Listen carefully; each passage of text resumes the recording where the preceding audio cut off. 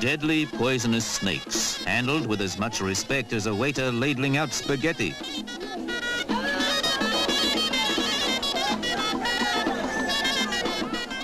The way of life in the Square of the Dead, Gemma El Fna in Marrakesh, Morocco, the city Sir Winston Churchill loved to paint.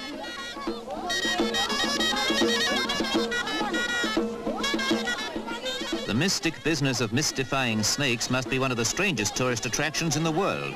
But there's no tongue-in-cheek about this ritual in a land where ritual and ceremony are part of everyone's living. Certainly the royal guard outside the king's palace in the capital city, Rabat.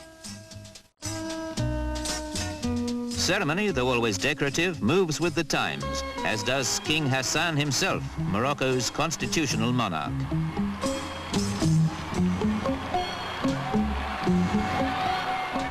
Hassan and the young crown prince are close to the people, especially on this their national day, a time to take stock and announce new policies.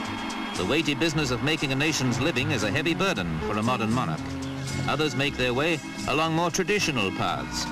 Taking a nation from the Middle Ages into the 20th century is a question of knowing what best to preserve. The filigree carving of the great city gates is a style that survives unaided, as do the medieval bastions. And certainly the storks adding their own touch to traditional Arabic architecture.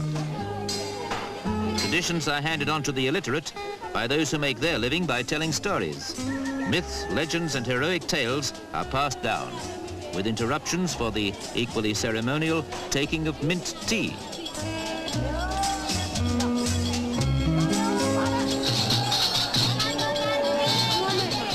Gemma El Fna is a fairgrounds cum music hall where the preservationists are more energetic.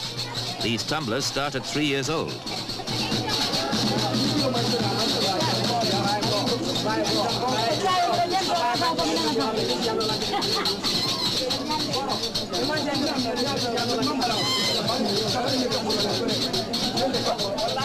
They call Marrakesh the Pearl of the South, Morocco's gateway to the mountains and to the Sahara. If you want to collect a caravan and trek across the desert, this is where you start, the Thursday morning camel market.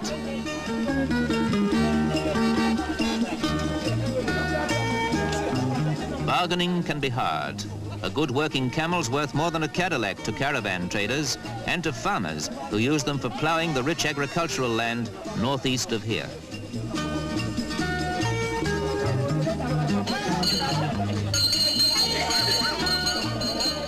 Most Muslims don't drink alcohol, but wherever men meet and get thirsty with all that money talk, the water sellers are there too, with their goatskin bags.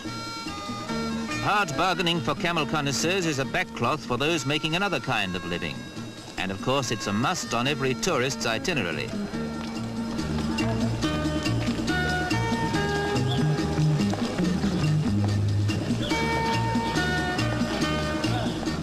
If climbing onto a camel isn't authentic enough, you can always don tarbush and jalaba and take your chance at choosing one of the best out of Morocco's population of more than 1 million, mules and asses.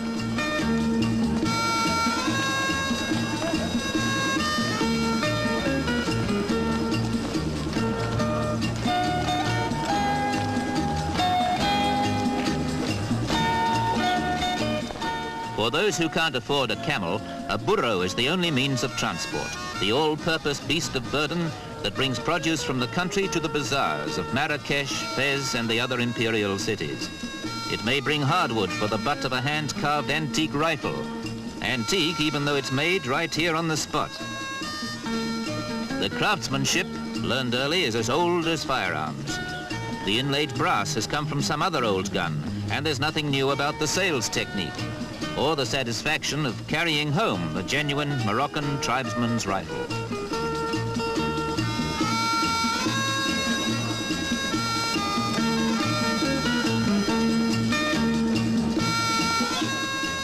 Next to agriculture, tourism, epitomized by the color-splashed bazaars, is the major currency-earning industry. But Morocco's most famous export is live horseflesh.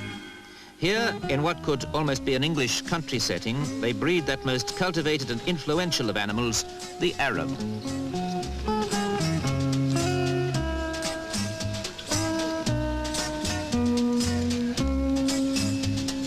Not far from the great walled city of Meknes is the Ara Marocain, the state-financed stud, a nationalized industry that best illustrates Morocco's desire to keep the best of the old and make it pay.